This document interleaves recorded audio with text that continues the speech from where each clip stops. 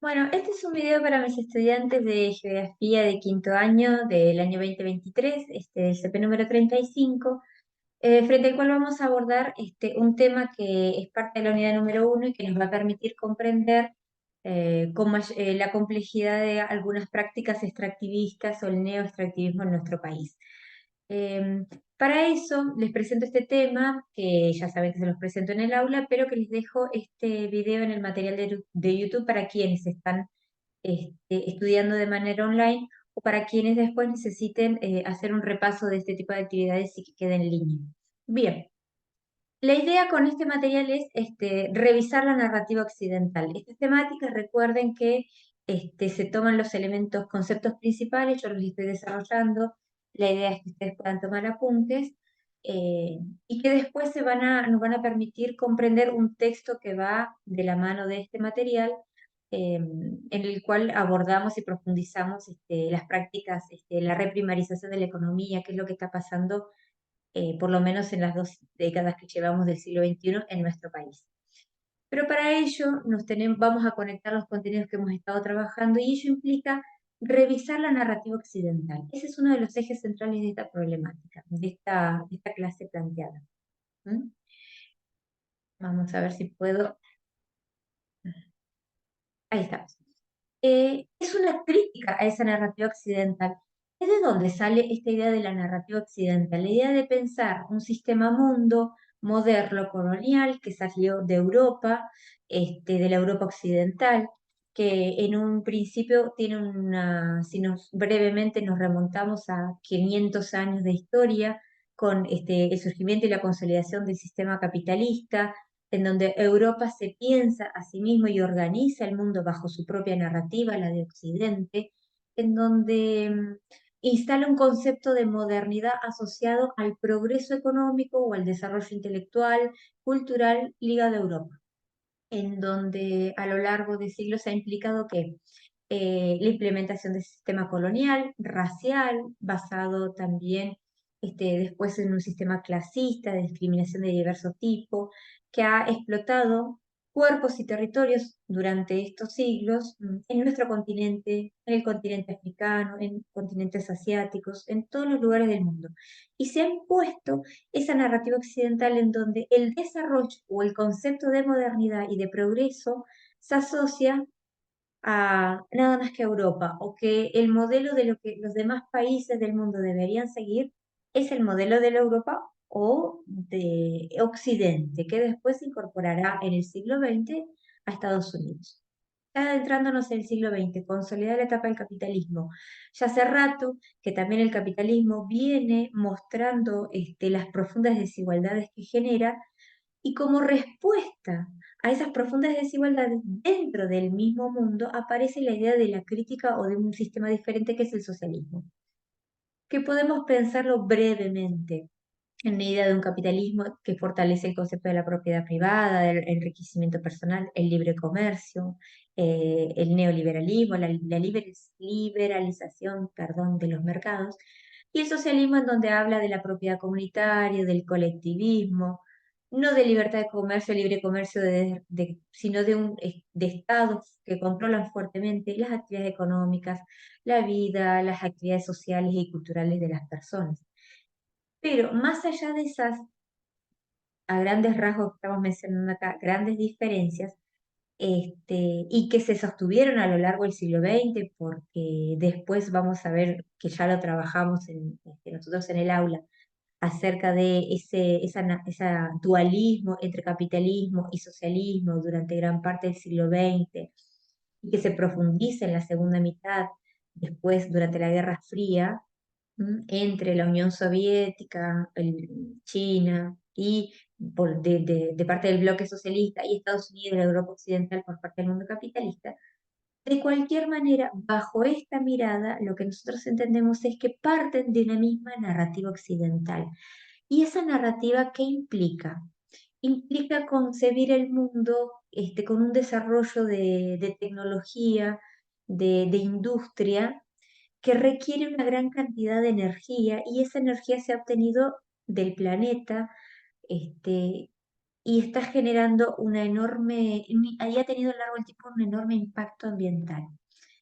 Este sistema mundo, entonces, en donde ubicamos en la misma narrativa el capitalismo como el socialismo, nos ha llevado a que en las últimas décadas el mundo, las comunidades científicas de todo el mundo, nos hablen acerca de un concepto o un diagnóstico crítico que es el antropoceno. Narrativa occidental y antropoceno son como dos categorías fuertes. ¿Qué significa el antropoceno? El antropoceno es un concepto que nos permite entender fenómenos meteorológicos extremos que a diario o de manera cotidiana podemos conocer qué es lo que pasa a nivel mundial sobre esto. Nos permite entender es un espacio temporal diferente, habla acerca de el impacto de las actividades humanas, del desarrollo de las actividades humanas sobre el planeta Tierra, y eso nos lleva a que este concepto y este diagnóstico crítico, el antropoceno, nos diga que estamos frente a la sexta extinción masiva que pasa en nuestro planeta y que es de origen humano, es de origen antrópico, por ello se le llama antropoceno.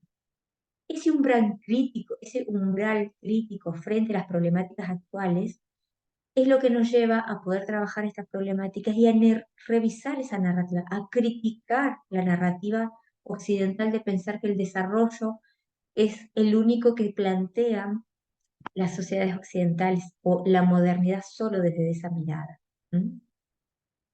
¿Qué fenómenos meteorológicos extremos podemos mencionar y que nos están llevando a ese umbral crítico? Sequías extremas, altas temperaturas en verano, por ejemplo, ahora el hemisferio norte se encuentra en verano y podemos hablar en las noticias de la ola de calor que arrasa algunos lugares de Europa, por ejemplo, o de Asia, de Medio Oriente, en donde se llegan a registrar temperaturas por encima de 70 grados, la sequía extrema. ¿M? Y en un sur global, el nuestro, que nos encontramos en invierno, eran momentos o semanas en donde la temperatura promedio ronda los 18 o los 22 grados, 20 grados, lo cual no es lo esperable o lo adecuado, lo natural. ¿M?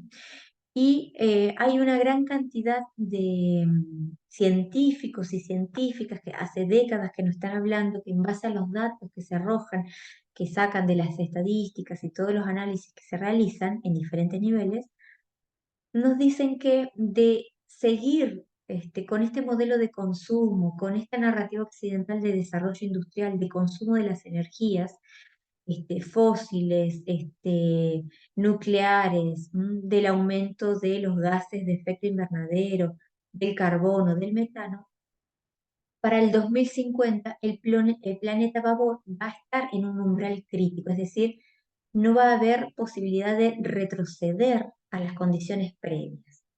¿Qué quiere decir esto? ¿Que en el 2050 no va a ser viable ninguna forma de vida? No, pero definitivamente que va a ser mucho más difícil y que quizás tengamos que pensar en que estas situaciones que a veces nos aparecen como ocasionales, quizás las tengamos que pensar con mayor intensidad. Las sequías extremas, las inundaciones de algunos lugares, la pérdida de los casquetes polares, el aumento de la temperatura, el aumento de los gases de efecto invernadero. Y eso va a hacer que la vida en nuestro planeta, que es la única que conocemos, no, no va a ser la misma que la que estamos llevando hoy. Entonces es momento de criticar esa narrativa occidental, de entender qué es lo que este tipo de estilo de vida o de vínculo con nuestro continente, perdón, con nuestro planeta, con otras formas de vida, con la noción de explotación, nos lleva. Ahora, pensar en el antropoceno, hay que encontrarle un origen. ¿En qué momento la comunidad científica ubica el inicio de esta situación de que la actividad humana está generando la sexta extinción masiva en nuestro planeta? Génesis hace referencia a origen, ¿m? Que lo ubican en 1780 aproximadamente, cuando empiezan a haber datos más concretos de el impacto ambiental que tiene la era industrial. Estamos hablando de los inicios de la industrialización en la Europa del Norte, en Inglaterra primero, y luego con una industrialización derivada en otras regiones de Europa y de Estados Unidos, en donde esa energía, esa industria requiere de energías y se utilizan energías de origen fósil. Por ejemplo, el carbón en su momento. ¿M? Y es algo que se va a dar a partir de ese momento y que se va a sostener a lo largo del tiempo, a partir del desarrollo del capitalismo y posteriormente también de su sistema crítico al mismo, su contraparte, que es el socialismo. Porque lo que denotan los científicos y científicas del mundo preocupados por el calentamiento global, por el antropoceno, nos hablan que en 1945, tras el final de la Segunda Guerra Mundial y el inicio de la Guerra Fría entre Estados Unidos mayormente y la Unión Soviética, esa Guerra Fría que dura cerca de 40 años y que va a tener el desarrollo de la energía nuclear. ¿M? Hay un aumento porque se produce lo que llaman una petrolización de las sociedades. Hay mayor cantidad de consumo de energías fósiles. Hay aumento, por ende, de actividades industriales, de vehículos, de consumo no solo industrial, sino que también doméstico. Todo va sumando al aumento de los gases de efecto invernadero como el carbono y el metano. Y a eso le sumamos que empiezan a haber registros de residuos radiactivos de plutonio, que es la energía nuclear. Para entender esto de las grandes extinciones y de lo preocupante que debe ser la temática, simplemente les menciono que nuestro planeta, que tiene 4.500 millones de años de antigüedad, más o menos, eh, a lo largo de todo ese tiempo, sabemos hasta el día de hoy que ha sufrido 5 extinciones masivas y las mismas pueden ser de origen propio del desenvolvimiento de la vida del planeta, como por ejemplo una actividad volcánica, ¿sí? Que en algunos momentos pensemos, actividad volcánica, podemos pensarla en el Pérmico, que se llama la gran mortandad, porque el 95% de todas las formas o las especies de vida, flora y fauna del planeta se extinguieron porque hubo una actividad volcánica, es propio de la actividad del planeta, en las llamadas trampas siberianas, se entiende, se sabe eso, y que emiten tal cantidad de gases de efecto invernadero que modifican de manera profunda las condiciones y hacen que la vida en el planeta no sea sustentable. Pero esa extinción del Pérmico, la gran mortandad, se da en un periodo que va de entre 200 a 250.000 años para que el 95% de las formas de vida de ese era de esa edad geológica declinen, se extingan. Otro ejemplo, por ejemplo acá, el Cretáceo, ¿sí? Hace 66 millones de años de edad, no del Jurásico, del Cretácico. ¿M? Es un factor exógeno, externo al planeta, como por ejemplo el impacto de un asteroide, que si ustedes después lo ven no es la única. Pero ese impacto de ese asteroide lo que hace es generar un calentamiento global que en definitiva va a tener como consecuencia la extinción masiva de los dinosaurios, de muchas formas de reptiles, peces y flora terrestre. 76% de todas las formas de vida del Cretácico se extinguen en ese periodo. La sexta extinción masiva, si ustedes se fijan, lleva aproximadamente unos 250 años, y es producto de la tecnología humana, porque la tecnología humana genera mayor cantidad de gases de efecto invernadero sumado, y eso genera la extinción de diversas formas de vida, ¿sí? De diversas formas, como las aves, la flora, la fauna, la peces, los reptiles, todas formas de vida terrestre y marina. Y además ligado a esto, está modificando los ciclos naturales del oxígeno, del carbono y del agua propio del planeta. Esta narrativa, esta idea de que el antropoceno como diagnóstico y como concepto, ¿de dónde sale?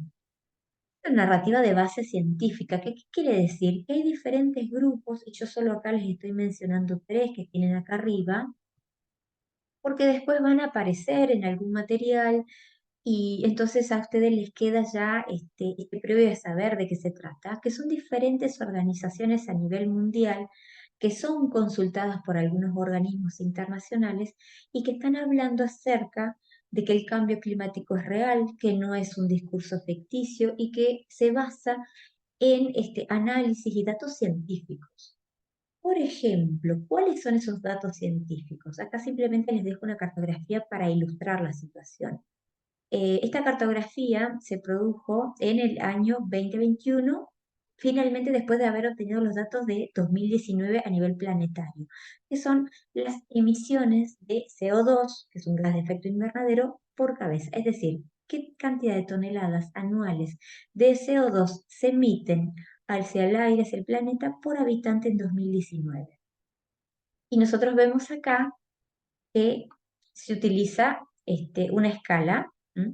Y que lo más alto es superior a las 20 toneladas de gases de efecto invernadero de CO2 por habitante. ¿M?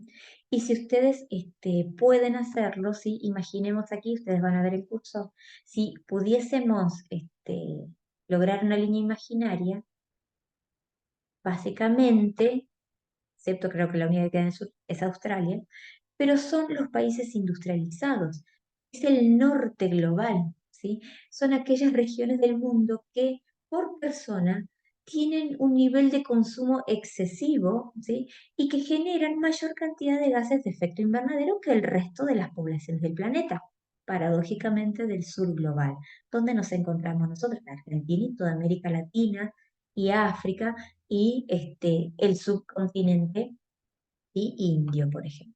¿M? Las sociedades más pobres, aquellas que han sido catalogadas en la narrativa occidental, moderna y colonial como subdesarrollados, como países tercermundistas, en vías de desarrollo, porque la narrativa occidental siempre considera que pareciera que todos los países del mundo y todas las sociedades del mundo debiéramos, para poder pensarnos en términos de progreso, aspirar a ser lo que ellos son. Pero lo que nos estamos demostrando como es una crítica a esa narrativa es tratar de entender cuál es el impacto de ese tipo de actividades. ¿M? Para darles un ejemplo, ¿sí? Se considera que si toda la población del planeta consumiera en energía o generase gases de efecto invernadero, tuviera los niveles de consumo de la población promedio norteamericana, necesitaríamos 4,5 planetas, 4 planetas Tierra, para poder sostener ese nivel de consumo. Y no tenemos 4 planetas Tierra, tenemos uno solo y vivimos todos, no solo las sociedades que consumen de esta manera desmedida. ¿M? Y ese consumo desmedido también se sostiene en explotar territorios del sur global. Por lo tanto, más allá de que las responsabilidades respecto de la emisión de los gases de efecto invernadero o del antropoceno no son iguales, no tenemos los mismos niveles de responsabilidad, sí es importante saber que nos va a impactar y que nos impacta, hay algunos lugares que nos va a impactar y lamentablemente el sur global es el que mayor impacto va a tener. ¿Mm? ¿A qué nos hablamos con respecto del impacto que tiene el cambio climático? Estamos hablando, ya recordábamos, acerca de la pérdida de la biodiversidad, de la alteración de los ciclos bioquímicos propios del planeta, el ciclo del agua, del carbón, del oxígeno. Y yo simplemente acá les puse del ciclo del agua, por ejemplo. Siempre se nos ha, desde la primaria, incluso en el mismo secundario, se nos ha enseñado y les hemos enseñado y ha sido un conocimiento propio de la narrativa occidental el creer que existen recursos naturales renovables y no renovables, ¿sí? No renovables, el petróleo, ¿sí? Renovables, el agua, el aire. Y en realidad la calidad del agua, del aire, y cómo las actividades humanas están afectando los ciclos naturales del agua, por ejemplo, nos hace criticar, revisar esa narrativa. ¿Sí? El agua no es un ciclo no renovable. Lo estamos afectando de una manera y un impacto enorme, porque este ciclo del agua, la evaporación, la condensación, el agua contenida en la atmósfera, en el hielo, en la nieve, que después precipita y se genera en las altas montañas la nieve, o puede escurrir abajo de ríos o de forma subterránea, se está viendo claramente afectado por el impacto de las actividades humanas. Por ejemplo, también se produce, perdón, la acidificación de los océanos, cambia la temperatura 1 grado, aunque a nosotros no nos parezca en nuestra cotidianidad, porque lo vemos desde lo humano, lo tenemos que pensar a nivel planetario, ¿sí? Un grado de que suba o dos de la temperatura planetaria nos va a llevar a una situación que se puede tornar inviable, imposible de sostener la vida. No de lo mismo, de la forma en que la estamos sosteniendo ahora, imposible. ¿M? Pero, por ejemplo, también consideramos otro de los elementos que siempre nos enseñan es que el oxígeno y demás lo generan las plantas por el proceso de fotosíntesis, este, pero sabemos que hay una tala indiscriminada y muchas veces quizás no sabemos que en realidad no son solo los árboles del espacio terrestre, sino que también la vida acuática, como por ejemplo los corales, tienen un impacto a veces mucho mayor que los propios árboles en brindarnos el oxígeno que necesitamos para respirar. ¿Sí? ¿Qué es lo que pasa con perdón, vuelvo ahí, con esta idea del antropoceno, con esta idea de los consumos desmedidos, de que el desarrollo de la industria, ¿qué tiene que ver? Con generar, por ejemplo, un desarrollo industrial en donde lo que se produce son modelos de consumo este, extremos, en donde el consumismo ha llegado a unos niveles insostenibles.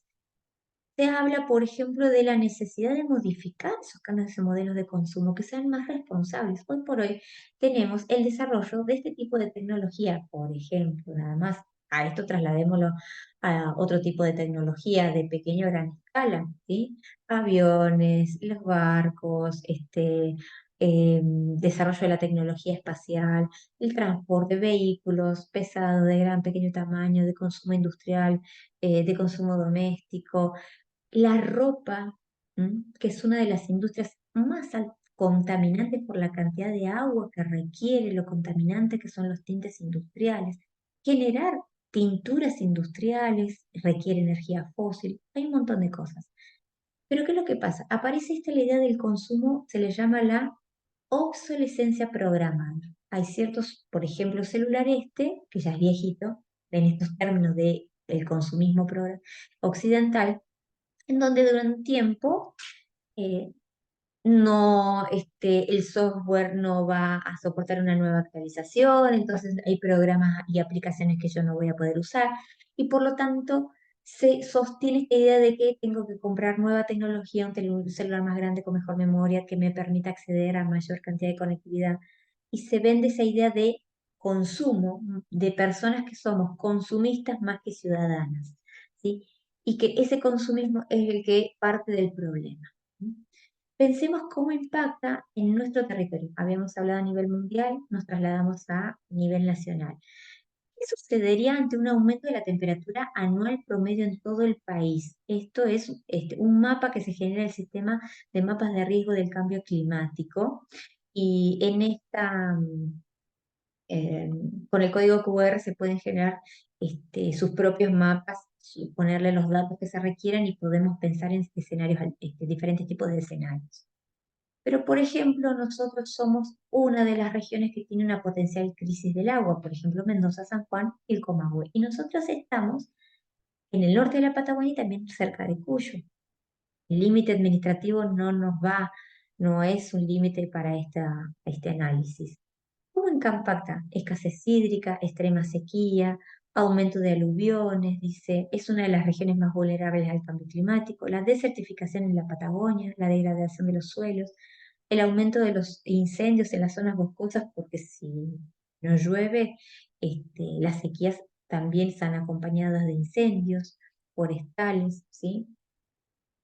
Y para trasladarlo hacia nuestro territorio, sé que no se ve muy bien, en el aula les voy a mostrar, les he mostrado videos, que tiene que ver con entender cómo el cambio climático se puede evidenciar, pero no es de un día para el otro, de un año para el otro.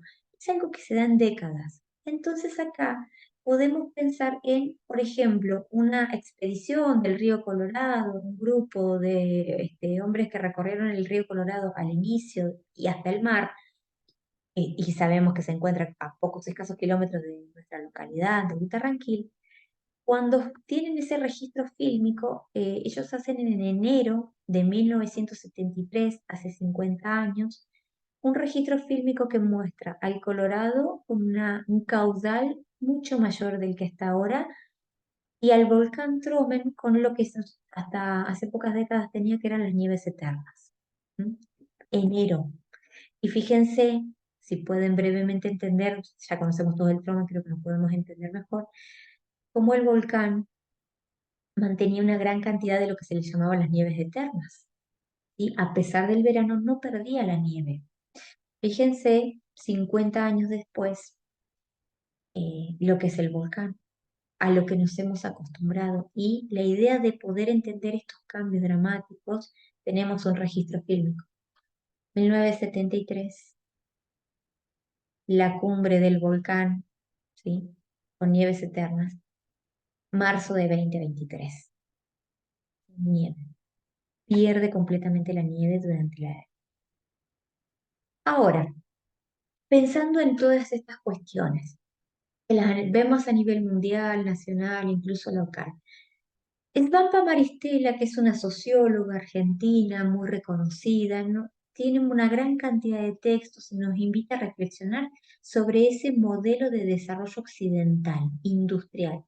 ¿Realmente es universalizable? ¿Es para todas las sociedades de nuestro planeta sostener esas prácticas de desarrollo en donde se genera el extractivismo, en donde se explotan los recursos naturales, en donde eso implica, por ejemplo, la tala de árboles, el desarrollo del fracking para seguir sosteniendo la energía en base al petróleo, la minería a cielo abierto con la contaminación que genera, los agrotóxicos para una agricultura industrial que nada tiene que ver con la agricultura natural orgánica, que contamina suelos, ¿sí? Que genera enfermedades a las poblaciones que se ven afectadas por los tóxicos que se le ponen al alimento.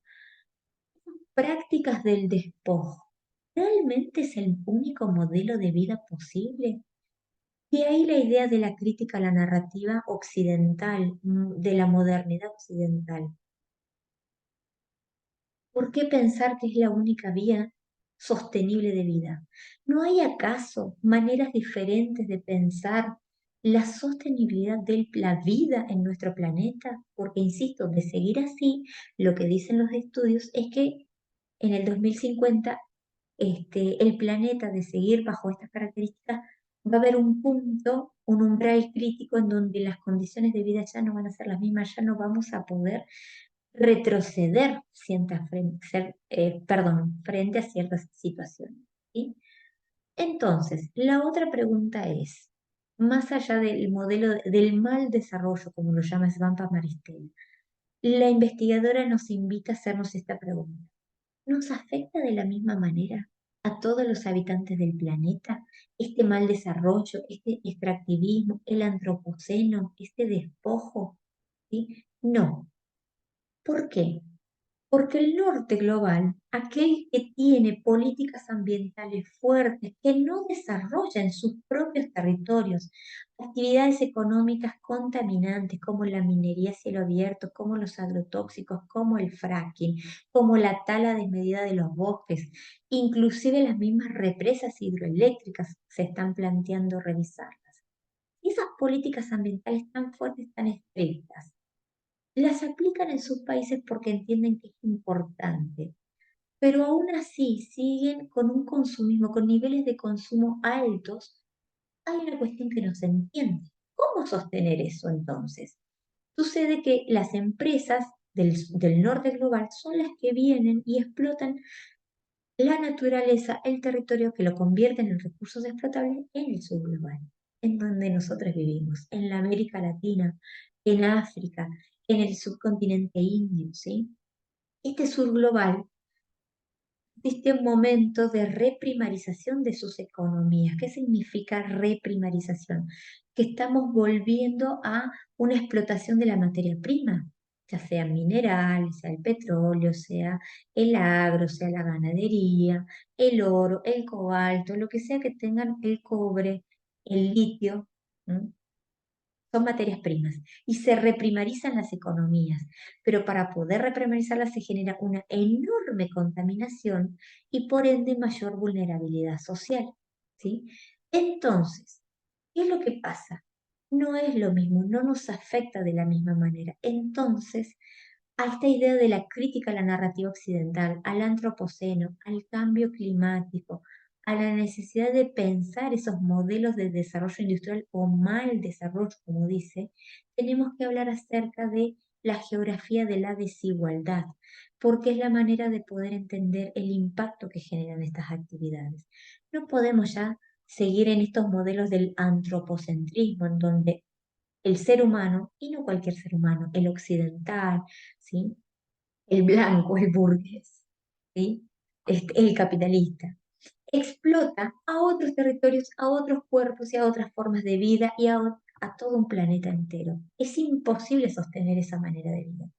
Deberíamos pensar que existen otras realidades posibles, que están por fuera de esa narrativa occidental. Insisto, una narrativa occidental que tiene una base común, el desarrollo de sociedades como las capitalistas y las socialistas, que son propias de ese momento. Y hay que empezar a mirar que existen otras maneras de pensarse en vínculo con el territorio, de manera más amigable, sostenible, ¿sí? En donde las personas son parte de la naturaleza y del territorio, de la Pachamama, de la Mapu, ¿sí? Que una vida humana no vale más que otras vidas y que el consumo se puede gestar de manera sostenible, responsable. Hay otras realidades que podemos ir mirando y que se encuentran en maneras, en narrativas diferentes, no la narrativa occidental, narrativas diferentes, maneras de pensar, de hacer y de sentir diferentes en nuestro vínculo con el territorio, que provienen normalmente de los movimientos campesinos, los movimientos campesinos indígenas. ¿Sí? Esto nos lleva a pensar, nosotros ahora en esta presentación general, la vamos a profundizar con el material que habla de la reprimarización de la economía argentina de lo que llevamos del siglo XXI, y una de las primeras temas que vamos a ver de esa reprimarización es el extractivismo, tiene que ver con el litio. Y luego seguiremos con otras prácticas extractivas. Pero este es el material que nos da el puntapié para poder trabajar estas temáticas en el aula.